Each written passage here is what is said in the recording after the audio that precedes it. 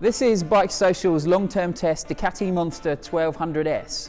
We've had it since May and we've done almost 4,000 miles on the bike through various things from touring, commuting, track days, you name it.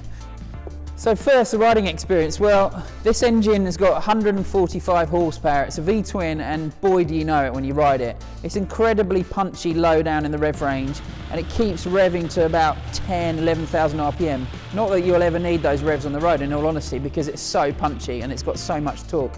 In fact, it's making more torque than something like a Ducati 999R top flight sports bike about 10 years ago. It's making more torque and more power than that was, to give you an idea of how punchy this bike is.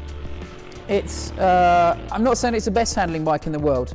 We've had it on track, it handles well on the road. On track you find its limitations. It tends to ground out a few times on some of the right-hand corners especially. But on the road, the Olin suspension feels absolutely lovely. It's really supple, it's easy to adjust.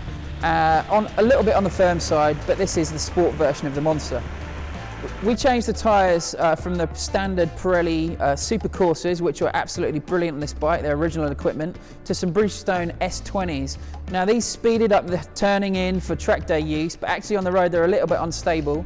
So Bridgestone recommend using their road version of that tyre rather than this more track day biased version. The brakes, these are some of the finest Brembos money can buy, and linked to the ABS system, it's really hard to fault that. You can slam them on incredibly hard and it feels like it's going to throw you over the front of the bike. They really are that powerful. The riding position is typical Ducati Monster, as we've seen since the Monster was introduced in the early 90s. It's wind in your face, you're kind of hanging on, it feels like there's nothing in front of you. But actually you can cover pretty reasonable distance on this bike.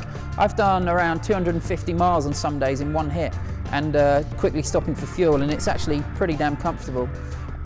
Leg room is a little bit tight, but then I'm 6'4", whereas some of the other guys in the BikeSocial office say it's absolutely no problem. We've actually got a higher seat fitted to this bike, which improved it for me.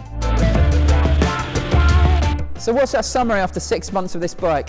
Well, we absolutely love riding it. Every time we get on it, it's an absolute blast. The engine, the handling, the brakes, it really is a good fun bike.